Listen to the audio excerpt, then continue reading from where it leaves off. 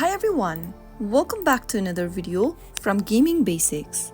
In this video, we will be learning how to find user ID on Fruit Ninja 2. So let's go ahead and dive into the video since the process is quite easy.